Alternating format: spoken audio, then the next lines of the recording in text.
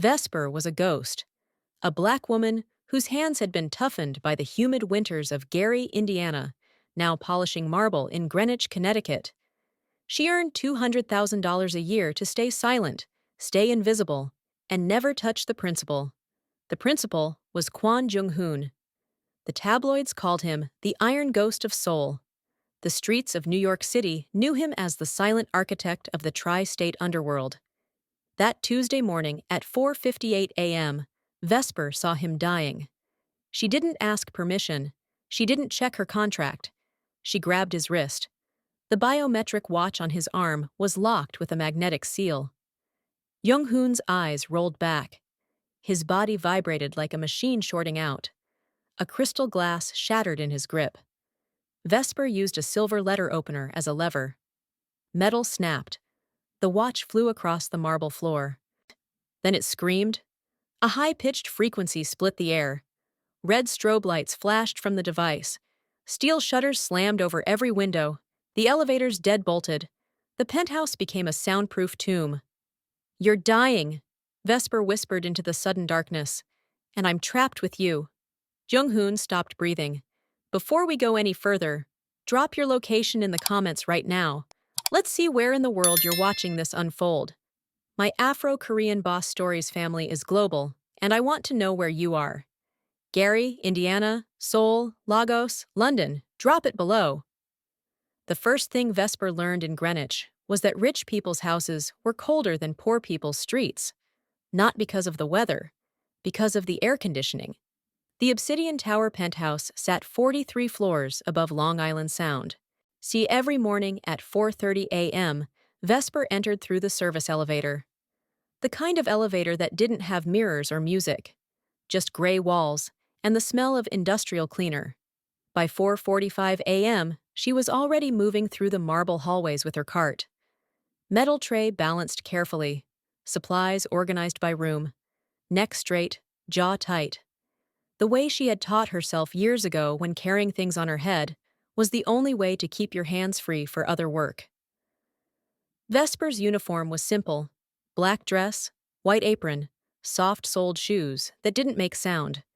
She had 7 identical sets hanging in her studio apartment in Stamford. She washed one every night, dried it by the radiator, wore it the next morning. Her contract was 146 pages long. Page 87, Section 12. We subsection C. Employee shall maintain 0 physical contact with the principal unless explicitly instructed otherwise. Violation of this clause will result in immediate termination and forfeiture of all compensation, past and future. Page 92, Section 15. Employee acknowledges exposure to sensitive business information and agrees to a binding non-disclosure agreement valued at $200,000, enforceable through civil and criminal penalties. The money was more than her childhood block in Gary was worth. More than her mother made in 5 years working double shifts at the packaging plant. More than Vesper had ever imagined touching. But it came with chains. Don't speak unless spoken to. Don't linger in rooms when the principal enters. Don't ask questions. Don't make eye contact for longer than 2 seconds. Don't exist in any way that reminds him you're human. Vesper was good at not existing. She had learned that lesson early. At 14, in the emergency room hallway, when the doctors asked her how she knew her grandmother was having a stroke before the symptoms showed. When the neighbors started calling her that girl who sees things. When she learned that some kinds of knowing made you dangerous. So she stayed quiet, stayed invisible. Let her hands do the work while her mind stayed far away. The penthouse had 17 rooms. Vesper cleaned 12 of them. The other 5 were locked behind biometric scanners she didn't have clearance for. She didn't ask what was inside. She had learned not to ask questions about locked doors. Every morning, the routine was the same. 4:45 a.m., library. Dust the mahogany shelves that held books in Korean, English, and languages Vesper didn't recognize. Polish the surfaces until they reflected the gray dawn creeping over the sound. 5:15 a.m. Kitchen. Wipe down the marble countertops that never had crumbs. Clean the espresso machine that Jung-hoon used exactly once, at exactly 5:30 a.m. every single day. 5:45 a.m. Hallways. Vacuum the Persian rugs that cost more than a car. Straighten the abstract paintings that Vesper suspected were famous, but didn't know enough about art to confirm. Jung-hoon's patterns were clockwork. 5 a.m. He entered his study overlooking the sound. He sat in the leather chair facing the windows. He wore the same charcoal suit every Tuesday. He drank his espresso black, no sugar, in a white ceramic cup he never put down until it was empty. And he wore the watch. Vesper had noticed it her first week. Custom engineered, and all black, no visible brand. It wrapped around his left wrist like a second skin. Biometric lock, seamless metal, the kind of technology that didn't exist in stores. Jung-hoon never took it off, not to shower, not to sleep, not once in the 6 months Vesper had been working for him. She didn't know what it did, she didn't ask, but she noticed the way security always checked it when Jung-hoon entered or left the building. The way it blinked a small green light every 30 seconds. The way Jung-hoon sometimes stared at it like it was both a tool and a threat. Vesper didn't trust it, not because she knew anything about technology, but because her body didn't like being near it. The same way her body hadn't liked being near her grandmother's medication the week before the stroke. The same way her body tightened when she walked past certain people on the street in Gary, and 3 blocks later, she'd hear sirens. Her grandmother called it the knowing. Vesper called it a curse, because knowing things didn't save you. It just made you a target. So she ignored the tight feeling in her chest every time she cleaned near Jung-hoon's study. Ignored the way her hands wanted to shake when she polished the table where he set the watch down to sign documents. Ignored the small voice in her head that sounded like her grandmother. That thing is wrong, baby. That thing is gonna hurt him. Vesper didn't get paid $200,000 to listen to small voices. She got paid to be invisible.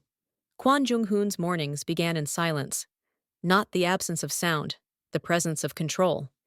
The kind of silence that came from triple-paned windows that blocked the noise of the city below. From walls thick enough that neighbors 42 floors down didn't know the penthouse existed. From a life built on the principle that if you controlled the environment, you controlled everything inside it. Jung-hoon had been controlling environments since he was 19 years old. That was the year he left Busan with $3,000 USD sewn into the lining of his jacket and a single contact in Los Angeles. The year he learned that America didn't care about your college degrees or your family name.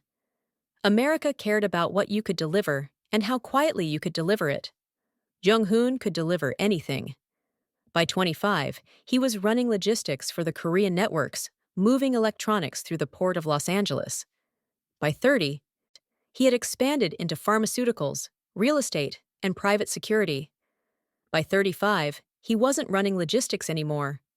He was running the people who ran logistics. Aegis Global was the legitimate face, a private security and risk management firm with offices in 12 countries. Government contracts, corporate clients, glossy brochures featuring Jung-hoon in a suit, shaking hands with mayors and police commissioners. The tabloids loved him. Self-made Korean immigrant builds security empire. From Busan to Wall Street, the Jung-hoon success story. But the streets knew different. The streets knew that Aegis Global's private security included enforcement. That risk management meant making problems disappear.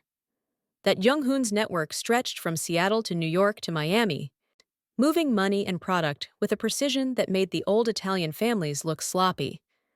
They called him the Iron Ghost because no one ever saw him coming. He didn't attend the parties, didn't make the public appearances unless it served a purpose, didn't do interviews or photo ops with politicians unless it strengthened his legitimacy. Jung-hoon preferred shadows. The penthouse reflected that preference. 43 floors above Greenwich, isolated from the noise below. Accessed by a private elevator that required 3 levels of biometric clearance. Security cameras in every room except the bedroom and the study. Armed guards rotating shifts in the lobby, trained by Jung-hoon himself. No one entered without permission. No one left without being logged. And no one, not even his closest associates, knew everything Jung-hoon was building. His study was his sanctuary. Floor-to-ceiling windows overlooking Long Island Sound. A mahogany desk imported from Seoul. Leather chair positioned to see both the sunrise and anyone entering the room. 3 monitors embedded in the desk surface, showing real-time data from ports, warehouses, and accounts scattered across 14 countries. Jung-hoon controlled everything from this room. Shipments, payments, personnel, problems. And he did it with the watch. The biometric device had been custom engineered in Seoul by a team Jung-hoon paid very well to forget they'd ever met him. It monitored his vitals, heart rate, blood pressure, glucose levels. It encrypted his communications. It served as his access key to every secure location in his network. But most importantly, it was his panic button. If Jung-hoon's heart rate spiked beyond a certain threshold, the watch would trigger a total lockdown.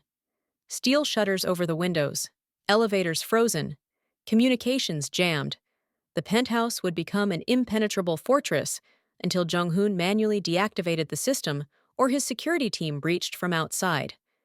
It was designed to protect him. That was the theory. Jung-hoon trusted the theory because he trusted the engineer. A man named Choi, who had served in the Korean military's cybersecurity division before Jung-hoon recruited him. A man who understood that some technologies were too dangerous to exist on paper. But Jung-hoon also trusted his younger brother, Kwon Myung-dae, the golden boy, the one who went to Harvard while Jung-hoon was running shipments through Long Beach, the one who wore tailored suits and spoke perfect English with an American accent, the one their mother called "my successful son" at family dinners, as if Jung-hoon's empire was invisible. Myung-dae worked for Aegis Global now, Vice President of Operations, a title that sounded impressive but meant very little. Jung-hoon had created the position to keep their mother happy, to give Myung-dae something to do while Jung-hoon ran the actual business. Myung-dae handled the legitimate clients, the corporate security contracts, the public relations, the clean money. Jung-hoon handled everything else. It was a good arrangement. Myung-dae got to feel important. Jung-hoon got to keep the dangerous work away from someone who didn't have the stomach for it, and Jung-hoon never saw the resentment growing. He didn't see the way Myung-dae's smile tightened when board members deferred to Jung-hoon. Didn't notice the way Myung-dae stopped offering strategic suggestions after Jung-hoon dismissed them publicly. Didn't hear the conversations Myung-dae was having late at night with people Jung-hoon didn't know, because Jung-hoon had a blind spot. He believed that blood meant loyalty. That family was the one thing that couldn't be bought or broken. That his younger brother, the one he'd sent money to for college, the one he'd given a position and a future, would never look at him and think, why does he have everything? On Tuesday morning, Jung-hoon woke at 4:45 a.m. The same time he woke every morning. He showered, dressed in his charcoal suit, checked the 3 monitors in his study. Shipment from Busan cleared customs. Payment from the Miami account processed. Personnel issue in Seattle resolved. Everything was moving the way it should. At exactly 5 a.m., Jung-hoon sat in his leather chair. He looked out over the Sound. Dawn was just beginning to break, turning the water from black to gray to silver. The watch on his wrist blinked green. 30 seconds later, it blinked green again. Jung-hoon didn't feel the pulse change. Didn't notice the frequency shift from monitoring to attack. Didn't realize that somewhere in Midtown Manhattan, his brother was watching a live feed with his finger hovering over a button labeled Execute. At 4:58 a.m., Myung-dae pressed the button. At 4:58 a.m., the watch began killing Jung-hoon. At 4:58 a.m., Vesper was polishing the mahogany in the library, and her chest suddenly tightened so hard she thought she was having a heart attack. Vesper's chest tightened like a fist closing around her lungs. Not slowly, instantly. She dropped the polishing cloth. Her hand flew to her sternum. Her breath came in short, sharp pulls. Her vision blurred at the edges. This wasn't her pain. She knew that immediately. The same way she'd known at 14 that her grandmother's headache wasn't a headache. The knowing didn't come with explanations. It came with her body betraying her. Vesper's legs moved before her mind caught up. She left the library, left her cart, left every rule from the 146-page contract. Jung-hoon's study was 30 feet away. The door was half open. She saw him through the gap. He was sitting in his leather chair, facing the windows. His back was rigid. His right hand gripped the desk edge so hard the knuckles had gone white. The crystal glass he'd been holding was shattered on the floor. His body was vibrating, not shaking, vibrating, like an electric current was running through him. His face was the color of wet cement. His eyes were rolled back, showing mostly white. His jaw was locked. Vesper had seen this before. Gary, Indiana. Summer. She was 14. Her grandmother, Mama Ruth, had raised her after Vesper's mother disappeared into the East Side crack houses. Mama Ruth worked as a home health aide, taking care of old white folks who paid cash under the table. That summer, Mama Ruth started getting headaches. "Just stress, baby," she'd say, rubbing her temples. "Just tired." But Vesper's body knew different. Every time she hugged her grandmother, her chest would tighten. Her hands would go cold. One morning, Vesper woke up and couldn't breathe. She ran to Mama Ruth's room, found her grandmother sitting on the bed, staring at nothing. Her face was slack on one side. Her left arm hung limp. Vesper called 911. The paramedics said she saved her grandmother's life. Another 10 minutes and she would have been gone. "How do you know?" Vesper didn't have an answer. At the hospital, the doctors said Mama Ruth had been on the wrong medication for months. A pharmacy error slowly killing her. "How did you know something was wrong?" the doctor asked. "I just felt it," Vesper said. 2 weeks later, Vesper was walking to the corner store. A man named Deshawn was sitting on his porch, smoking. Vesper's body reacted the moment she saw him. Chest tight, hands cold. She stopped. "Mr. Deshawn," she said. "You should go to the hospital," he laughed. "Girl, I'm fine. Mind your business." "Your heart. Something's wrong. Please." His smile disappeared. "What you trying to say? You cursing me?" "No, I just... Get away from me with that witch shit." 3 hours later, Deshawn collapsed in his living room. Massive heart attack, dead before the ambulance arrived. The neighborhood exploded. "That girl knew. She told him he was gonna die. She cursed him. She's a witch." Someone threw a rock through Mama Ruth's window. Someone spray-painted "witch" on their door. Mama Ruth packed their things that night. "Baby," she said, her words still slurred from the stroke. "Some gifts people ain't ready for. You got the knowing. Your great-grandmother had it. It skips generations, but it always comes back." "I don't want it," Vesper whispered. "Don't matter what you want. It's in your blood." Mama Ruth touched Vesper's chest. "But you gotta learn when to speak and when to stay quiet. The knowing don't make you safe. It makes you dangerous. You understand?" Vesper understood. They moved to Chicago, then Detroit, then Cleveland. Mama Ruth died 2 years later in a nursing home. Vesper was 16, alone, with a gift she'd learned to bury. She worked in hotels, cleaned houses, stayed invisible, never touched people if she could avoid it, never said what her body was telling her. Until now. Jung-hoon was dying, and Vesper's body was screaming. "I'm not losing another one," she whispered. She pushed the study door open and grabbed his wrist. The watch was hot. The metal was smooth, seamless, locked against his skin. Jung-hoon's pulse was chaos. He's spiking and dropping like something was forcing his heart to fight itself. "Mr. Kwon," Vesper said, "stay with me." His eyes didn't focus. The watch had no clasp, no button, just smooth black metal, blinking rapid red. She pulled. It didn't move. Some kind of magnetic seal. Jung-hoon made a wet, choking sound. His body jerked. His breathing stopped.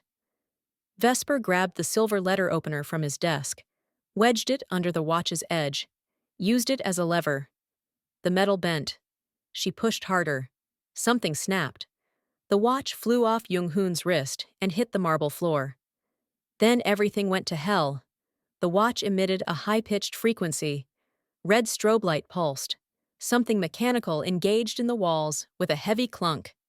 Steel shutters slammed over the windows. Bang, bang, bang. The lights went out. Emergency lighting kicked in, bathing everything in red. The elevators deadbolted. The main door sealed with a pressurized hiss. Total lockdown. And Jung-hoon still wasn't breathing. 3 months earlier, the Metropolitan Club on East 61st Street. Kwon Myung-dae stood in a room full of people who didn't see him. The Aegis Global Annual Gala. 500 guests. Corporate clients, government officials, investors. Black ties. Champagne. A string quartet. Myung-dae had organized everything. 6 months of planning. Vendor negotiations. Seating charts. Menu approvals. And when Jung-hoon walked in, everyone forgot Myung-dae existed. "Mr. Kwon, over here!" "Jung-hoon, we need to talk about Seattle." "The Iron Ghost himself!" Jung-hoon moved through the crowd like a magnet. Myung-dae watched from the bar, holding a scotch he wasn't drinking. He'd felt this before. At Harvard, when their mother bragged about Jung-hoon's success. At Thanksgiving, when uncles asked Jung-hoon for advice and asked Myung-dae about the weather. At board meetings, when Jung-hoon barely looked up from his phone during Myung-dae's presentations. But tonight was different. Tonight, Myung-dae had worked 6 months to create something perfect. And Jung-hoon was getting all the credit. "Myung-dae!" Helen Woo approached, jewels glittering. CEO of a shipping conglomerate. "This event is spectacular," she said. "You must give me your event planner's name." "I organized it myself," Myung-dae said. "Oh, well, you should be proud. Your brother certainly knows how to throw a party." She walked away. "Your brother's party, not yours." Myung-dae drank the scotch. Ordered another. Across the room, Jung-hoon talked to Senator Richardson. The senator laughed. Jung-hoon didn't. He never did. But people laughed anyway. Myung-dae had tried to get a meeting with Richardson for 8 months. The senator's office kept saying, "Coordinate with your brother." Everything came back to Jung-hoon. Myung-dae was vice president of operations, a title that meant nothing. He managed legitimate contracts, clean money, public face. Jung-hoon managed everything else, the networks, the enforcement, the real power. "Too dangerous for you," Jung-hoon had said once, dismissing Myung-dae's pharmaceutical logistics suggestion. "You're good with corporate clients. Stay there. Stay in your lane. Stay small. Stay decorative." At 9 p.m., Jung-hoon stepped onto the small stage. The crowd quieted immediately. "Thank you all for coming," Jung-hoon said. Calm, measured, commanding. Aegis Global exists because of partnerships, trust, discretion." Applause.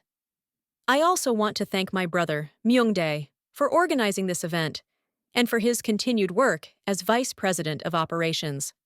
Jung-hoon gestured toward Myung-dae. The crowd clapped politely, then immediately turned back to Jung-hoon. Myung-dae smiled, raised his glass. Inside him, something cracked. Continued work, as if he was support staff, an assistant, not a partner. After the speech, Robert Nguyen approached Jung-hoon. "We need to discuss the LA distribution issue," Nguyen said. "Schedule time with my office," Jung-hoon replied. "I tried. You're booked for 3 weeks." "Then it's not urgent." Myung-dae stepped forward. "I can handle LA. I've been reviewing the logistics and—" Jung-hoon cut him off with a glance. Not harsh, just dismissive. "See it the way you'd silence a child." "Myung-dae handles corporate contracts," Jung-hoon said to Nguyen. "Distribution is operational. Loop me in directly." Nguyen nodded, walked away. Myung-dae stood there, holding his empty glass. He'd been to Harvard. Jung-hoon dropped out of community college. He spoke 3 languages fluently. Jung-hoon's English was accented. He understood corporate structure, international law, financial systems. Jung-hoon understood violence. And yet, Jung-hoon had everything. At midnight, Myung-dae left early. took a car to his Tribeca apartment, poured another scotch, stood at his window looking at the city lights. He thought about their mother's funeral, how Jung-hoon stood silent while Myung-dae delivered the eulogy, how the family thanked Jung-hoon afterward for everything you've done. He thought about quarterly meetings where his reports were skimmed and Jung-hoon's updates received like gospel. He thought about a conversation he'd overheard 2 weeks ago. "Your brother's smart," someone said. "He's useful," Jung-hoon replied. "Good for photos, good with corporate clients, but he doesn't have the stomach for operational work." Doesn't have the stomach. That night, something shifted. Myung-dae stopped asking why Jung-hoon had everything. He started asking, what would happen if Jung-hoon disappeared? 3 days later, Myung-dae met a man with no name. On encrypted messaging, he went by architect. In person, he looked like every tech contractor in Manhattan. Mid-30s, hoodie, expensive sneakers. They met in a Koreatown coffee shop. Myung-dae ordered an Americano. The architect ordered nothing. "You're Kwan's brother," the architect said. "Can you do it?" Myung-dae asked. The architect pulled out a tablet, showed a schematic. "This is your brother's biometric watch. Custom build, Korean military-grade encryption. Can you hack it? I can reprogram it. Change monitoring to attack function." The architect zoomed in. "Right now, it tracks vitals. If his heart rate spikes, it triggers panic lockdown." "I know what it does. The same technology can be reversed. Instead of monitoring cardiac events, it causes them.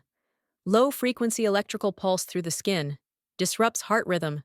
Looks like cardiac arrest. Clean, no evidence." "How long?" 3 to 5 minutes. But here's the beautiful part. The architect smiled. "It still triggers lockdown. So when his heart stops, the penthouse seals. No witnesses. No immediate medical response. By the time anyone breaches security, he's been dead 20 minutes. Brain death. Game over." Untraceable? The watch self-destructs from the pulse. Fried circuit board. No hack signature. No tampering evidence. The architect leaned back. "It'll look like the watch malfunctioned during cardiac event. Tragic. The security device that was supposed to protect him killed him." "How much?" 2 million. Cryptocurrency. Untraceable." "How do I deliver it?" The architect slid a small black box across the table. "Wireless firmware update. Physical proximity for 60 seconds. The update installs silently. He won't know anything changed."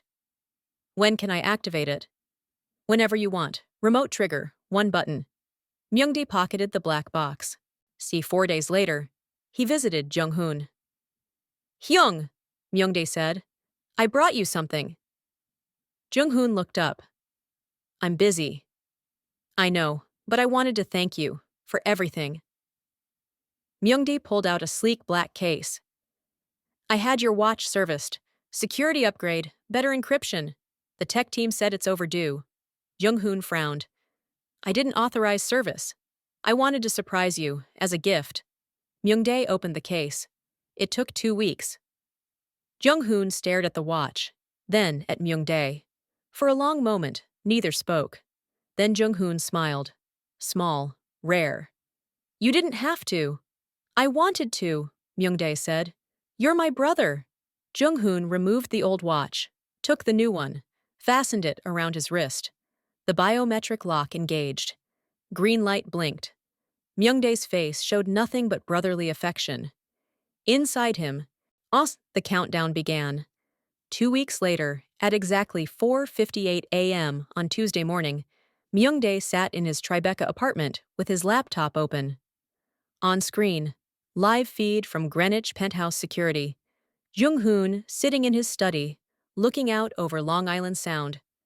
On the desk, a remote trigger. 1 red button. Myung-dae pressed it. On screen, Jung-hoon's body went rigid. Myung-dae watched, waited, and smiled. Vesper knelt beside Jung-hoon's body in red emergency lighting. He wasn't breathing. She'd seen this before. The gray face. The stillness. The absence of chest movement. "No," Vesper said. "Not again." Her hands shook. Her mind raced through impossible options. 911? The penthouse was in lockdown. Even if she called, they'd never breach the sealed doors in time. And Jung-hoon had made it clear. Never involve outside authorities. His security team? Locked out. The panic protocol assumed Jung-hoon was alive inside, waiting to manually deactivate. It didn't account for the threat being inside him. Vesper pressed fingers to Jung-hoon's neck. No pulse. His skin was cold. Her grandmother's voice. When the body stops listening, you make it listen. Vesper had one option left. She reached into her apron pocket, pulled out a small cloth pouch she'd carried 6 years. Inside, bitter root extract, dried, ground into powder. Mama Ruth had taught her. For migraines, for seizures, for when the brain's electricity goes wrong. Vesper didn't know if Jung-hoon's stopped heart was the same as a seizure. Didn't know if folk medicine from Gary's South Side would work on technology-induced cardiac arrest. But doing nothing meant watching another person die. She pinched a small amount of powder, forced Jung-hoon's mouth open, placed it under his tongue. Then she put her hands on his chest and pressed. Hard, rhythmic. 1, 2, 3, 4, 5. Breathe into his mouth. 1, 2, 3, 4, 5. Breathe again. Vesper's arms burned. She didn't stop. 1, 2, 3, 4. Jung-hoon gasped. His body jerked. His eyes snapped open, pupils blown wide. His right hand shot up and grabbed Vesper's throat. His fingers squeezed. "Who sent you?" he wheezed. "Who?" Vesper couldn't breathe. Her hands clawed at his wrist. Jung-hoon's grip tightened. His eyes were wild, unfocused. Vesper choked out 2 words. "The watch!" Jung-hoon blinked. His eyes cleared. He looked at Vesper's face, at his hand around her throat, at the shattered watch strobing red on the floor. He released her. Vesper fell back, non gasping. Her hand went to her neck. Jung-hoon pushed himself up, looked at his left wrist. The skin was burned, red, blistered in the watch's shape. He looked at Vesper. "You broke my watch," he said. "Your watch was killing you," Vesper shot back. Her voice was hoarse. "I saved your life." "Impossible. It's encrypted, military grade." "I don't care what grade it is. Look at the floor. Your security was murdering you." Jung-hoon stared at the watch. The red strobe was fading now. He crawled toward it. Not walked. Crawled. His body still shaking. He picked up the shattered pieces, turned them over in his hands. His face changed. The color drained completely. Jung-hoon stared at something on the internal casing. A serial number, a manufacturer's code. His hands started to shake. "What?" Vesper asked. "What is it?" Jung-hoon looked up. His eyes were different, raw, hurt. "The encryption signature," he said slowly. "It's not from my enemies, not from anyone outside." "Then who?" Jung-hoon's jaw tightened. "My brother." The penthouse stayed in lockdown another hour. Vesper sat on the floor while Jung-hoon worked. He pulled out a laptop from a hidden desk panel, bypassed the lockdown manually. The steel shutters retracted. Emergency lighting switched to normal. Elevators unlocked. But Jung-hoon didn't call his security team, didn't call anyone. He sat at his desk, staring at the shattered watch. "How long have you worked for me?" Jung-hoon asked suddenly. 6 months, Vesper said. "And you never spoke, never asked questions, never violated the NDA." "No, sir. Until today." Vesper didn't answer. Jung-hoon looked at her. Really looked. Maybe for the first time. "Why did you grab me?" he asked. "I saw you were dying." "You're not a doctor." "No." "So how did you know?" The question sat between them like a live wire. Vesper could lie. Say she saw him collapse. Say it was instinct. But she was tired of lying. "I just knew," she said quietly. "My body knew. It always knows."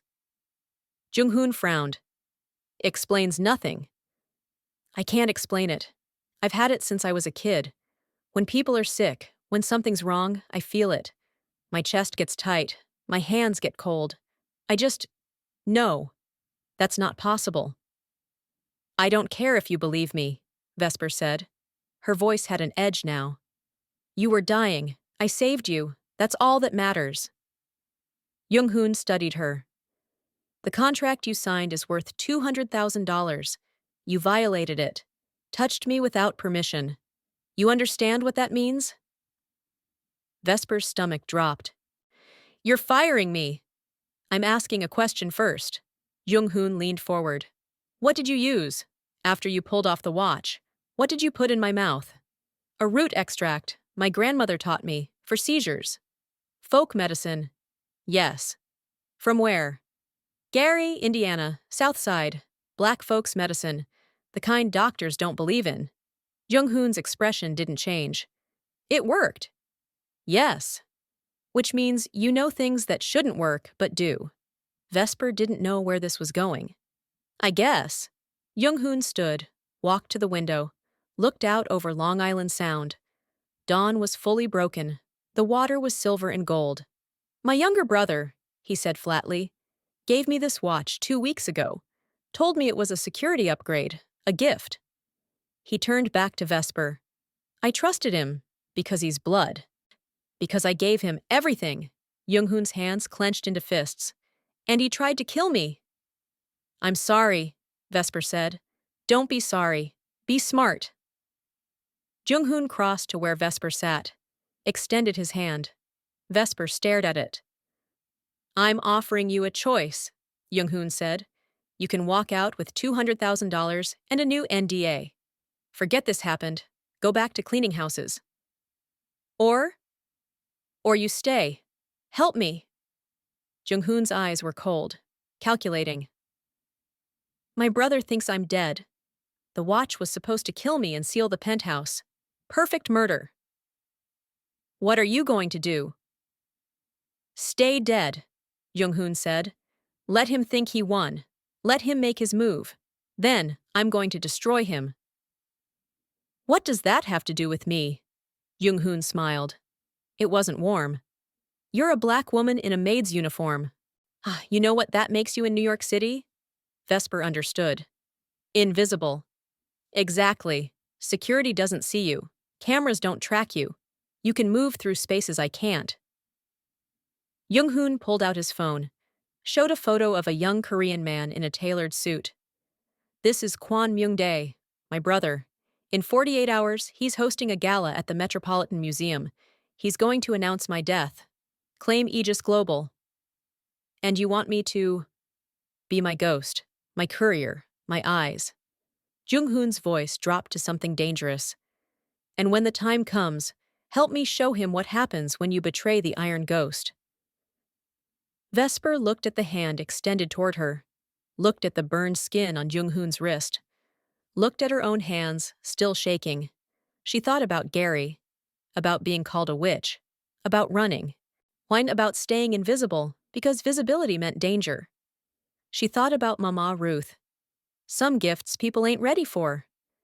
She thought about Jung-hoon, asking if she wanted to keep cleaning houses or burn a kingdom down.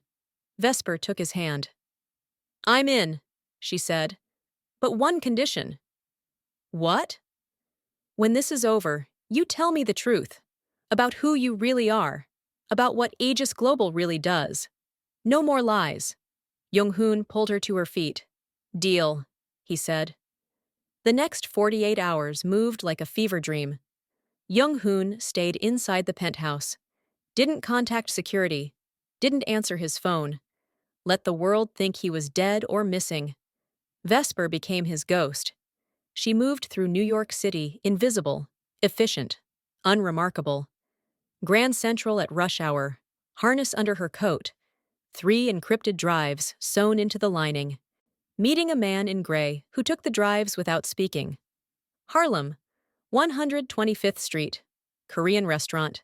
She delivered a handwritten note to a woman who read it, burned it, nodded once. Brooklyn, Red Hook warehouse with no sign. She walked in wearing her maid's uniform, walked out 20 minutes later, with confirmation Jung-hoon's loyalists were ready. No one questioned her. No one stopped her.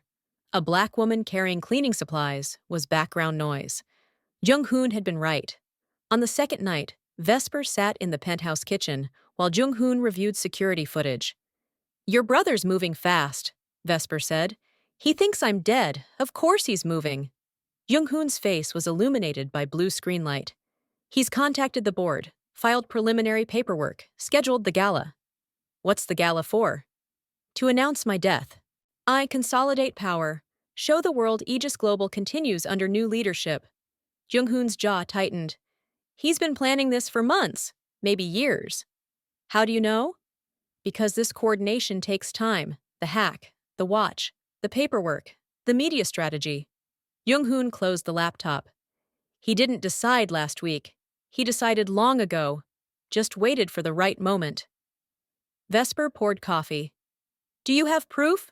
Besides the watch?" "I have something better." Jung-hoon pulled out Vesper's phone. "I have you." Vesper frowned. "What?" "The penthouse security system. Always recording. Every room except bedroom and bathroom." Jung-hoon turned the phone toward her. On screen, footage from the study. Vesper grabbing Jung-hoon's wrist, using the letter opener, the device hitting the floor. Lockdown engaging. Vesper performing CPR. "You recorded everything," Vesper said slowly. "The system records everything. But here's the important part." Jung-hoon fast-forwarded, zoomed in on the watch as it strobed. "See that?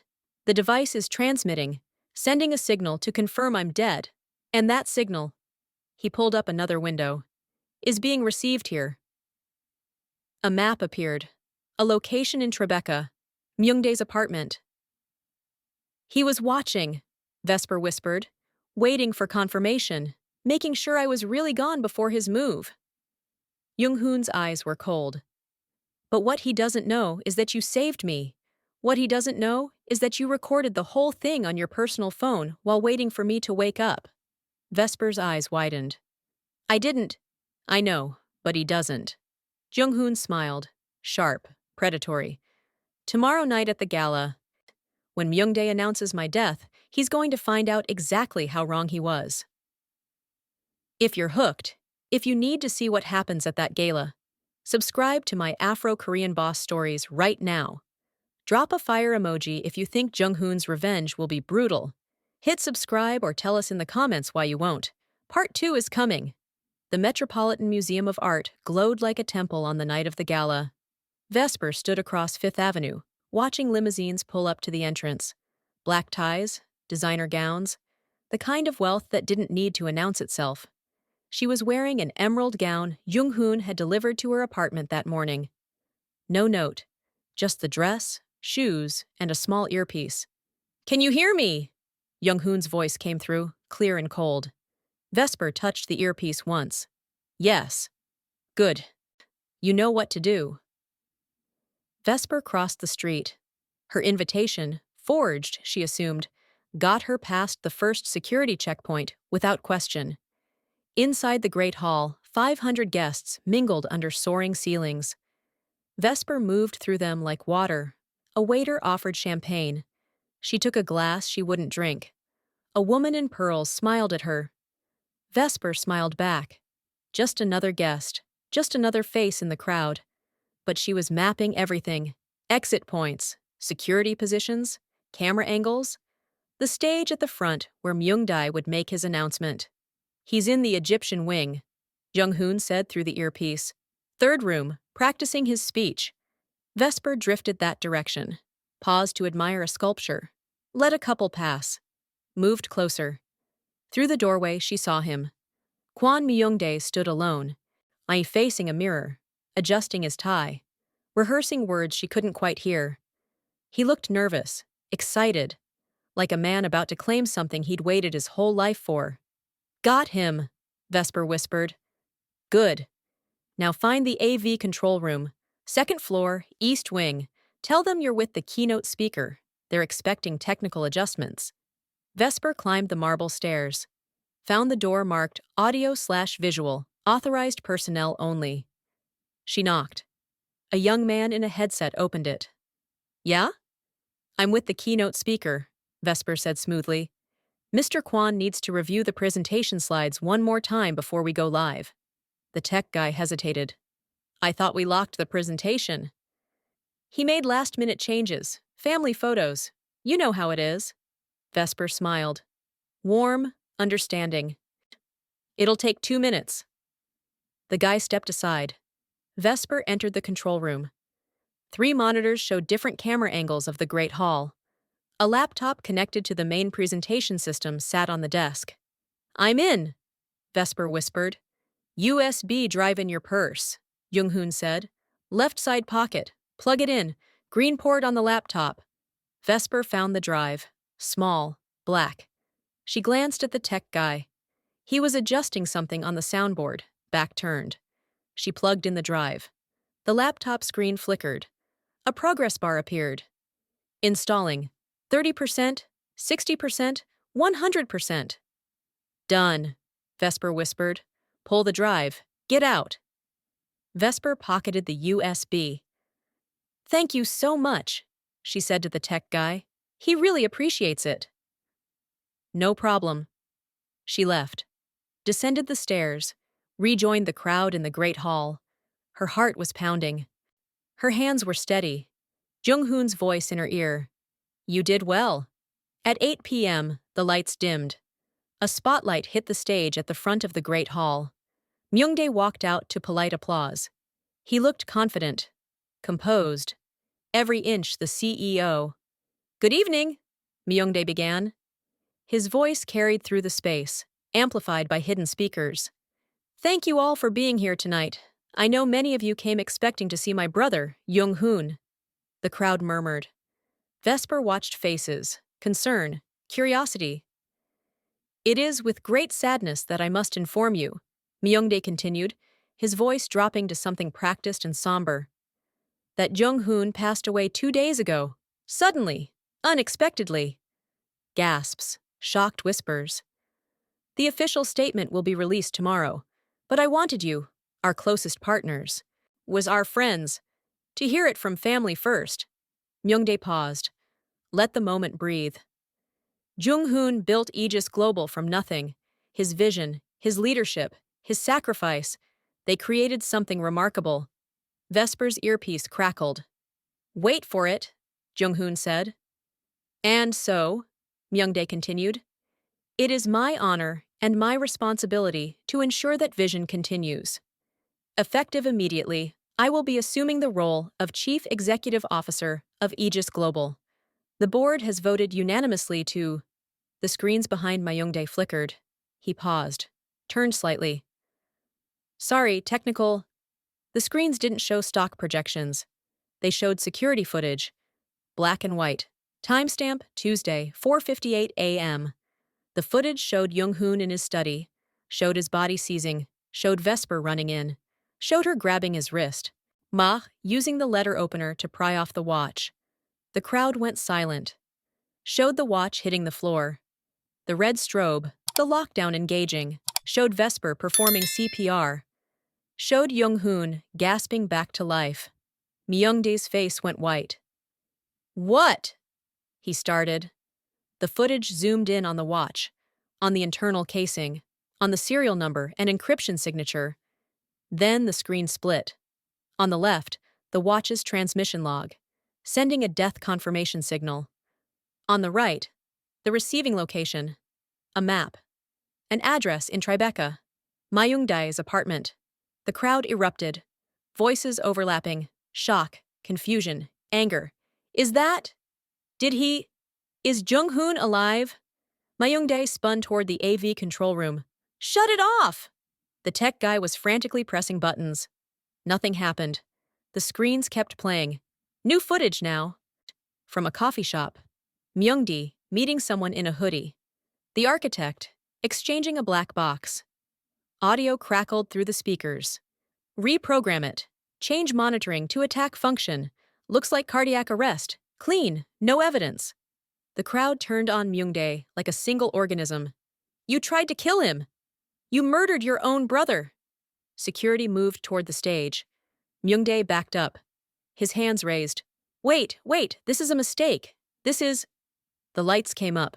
Standing on the balcony above the Great Hall, looking down like a wraith, was Kwon Jung-hoon. Alive. Very much alive. The crowd gasped. Jung-hoon didn't speak, didn't need to. His presence was enough. Myung-dae looked up, saw his brother, saw the end of everything. Hyung, Myung-dae whispered. I can explain. No need, Jung-hoon said. His voice carried, cold. Day finale. The footage explains everything. Police entered from both sides of the Great Hall. Not regular NYPD. Federal agents. Jung-hoon had made calls. They moved toward Myung-dae. Wait! Myung-dae shouted.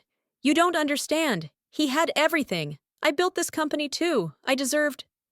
You deserved nothing, Jung-hoon said quietly.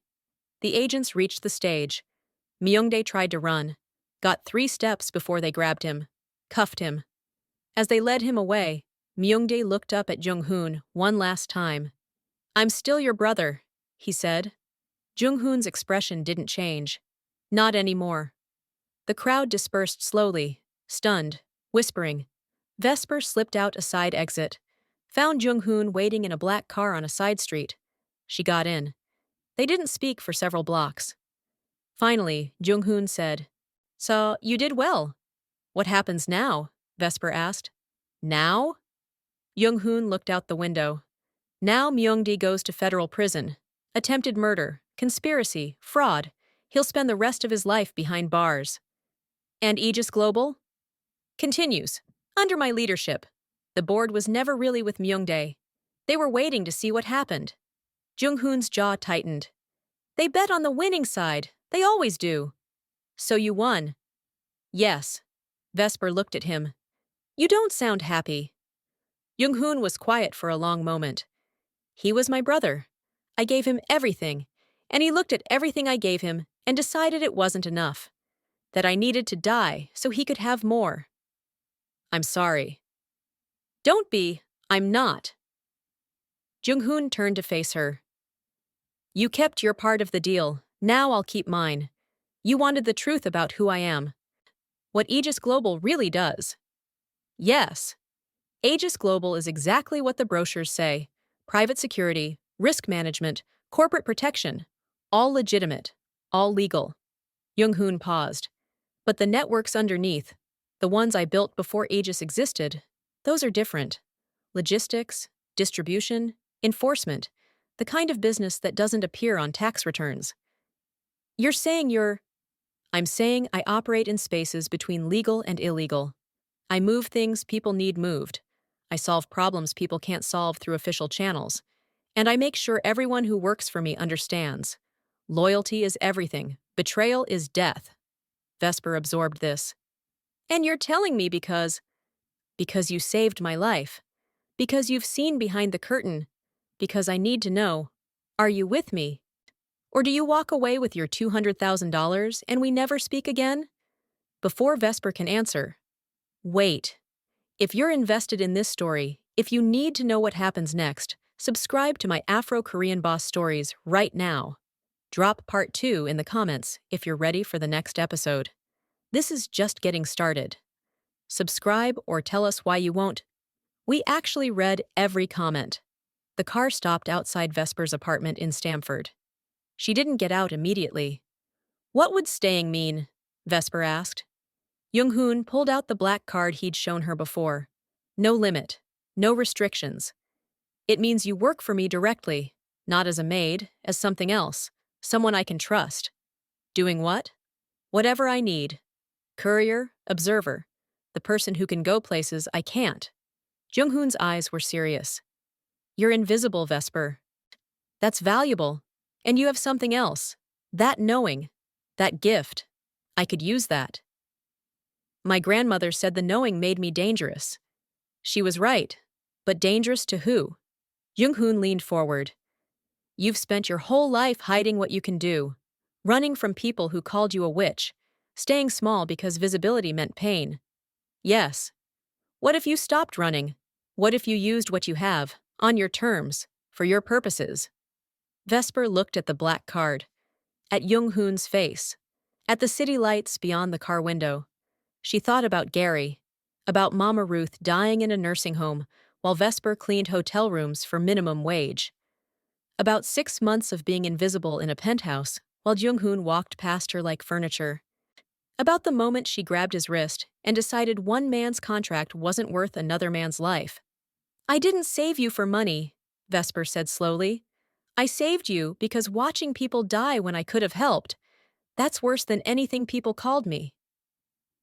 "I know," Jung-hoon said, "and I didn't help you destroy your brother because I care about your empire." "Then why did you?" Vesper met his eyes.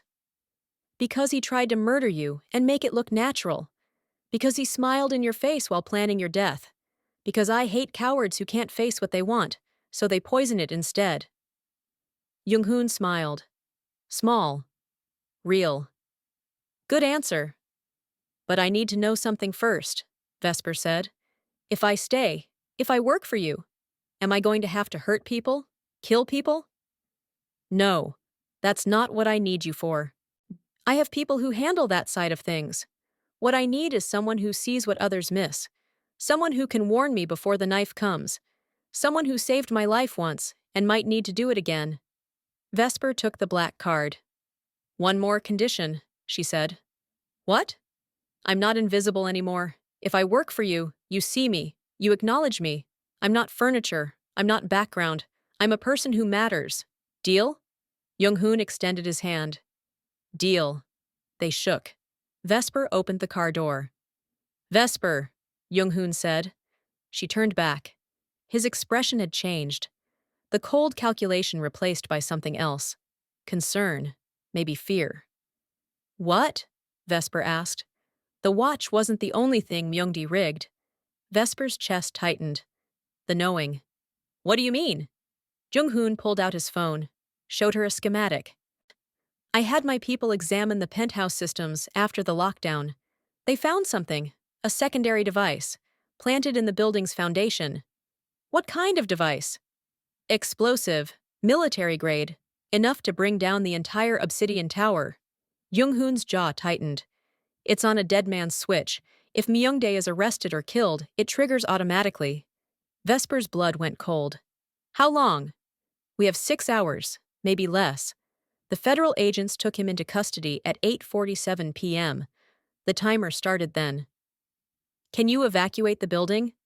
2,000 people live in that tower. Evacuating without explanation causes panic. Panic causes questions. Questions expose things about my business I can't afford exposed." Jung-hoon looked at her. "And we don't have time for a full evacuation anyway. The device is rigged to anti-tampering sensors. If we try to disarm it wrong, it detonates immediately." "So what do we do?" "I have one person who might be able to disarm it. Someone who understands the technology Myungdi used, but she's in Seoul, can't get here in time." "Then we're out of options." "Not quite." Jung-hoon's eyes locked on hers. "You said your grandmother taught you folk medicine, remedies that shouldn't work but do." "Yes." "So?" "The device uses a specific frequency to communicate with the dead man's switch. If we could interrupt that frequency, create interference, we might be able to buy time. But I don't know how to interrupt something like that without specialized equipment." Vesper's mind raced. "What's the frequency?" Jung-hoon checked his phone. 432 hertz. Low. Subsonic almost. Vesper's grandmother's voice filled her head. Not words. A memory. Mama Ruth sitting on the porch in Gary, humming. Always humming. A specific note. A specific vibration. "For healing," she'd said. "For breaking bad energy. For resetting what's wrong." Vesper grabbed Jung-hoon's arm. "I need to get inside that building, now." The car raced back toward Greenwich. "What are you going to do?" Jung-hoon asked. "Something that's going to sound insane," Vesper said. "But if it works, we live. If it doesn't, we die anyway." "Explain." "My grandmother taught me that everything is frequency. Bodies, thoughts, curses, healing. All of it vibrates at specific frequencies. If you know the right frequency, you can interrupt the wrong one." "You're saying you can interrupt a bomb with, what? Humming?" "Not humming. Resonance. If I can match the frequency the device is using, and then shift it slightly, create dissonance, it might confuse the signal long enough for someone to disarm it. Jung-hoon stared at her. That's impossible. So is bringing someone back from the dead with root powder and CPR. But I did it. Vesper's voice was firm. You asked me if I was with you. I'm with you, but you have to trust me. Jung-hoon didn't answer immediately. Then he pressed the accelerator harder. If you're wrong, he said, we both die. If I'm wrong, 2,000 people die, Vesper corrected. So I'm not going to be wrong. They pulled up to the Obsidian Tower at 9:43 p.m. Jung-hoon led Vesper to a service elevator that descended below the lobby, down into the foundation, into a mechanical room filled with pipes and electrical systems and the low hum of building infrastructure. In the center, a metal case. Red digital timer counting down. 5:17:32, 5:17:31, 5:17:30. Vesper approached it slowly, put her hand near the case, felt the vibration. Her chest tightened. Her hands went cold. The knowing.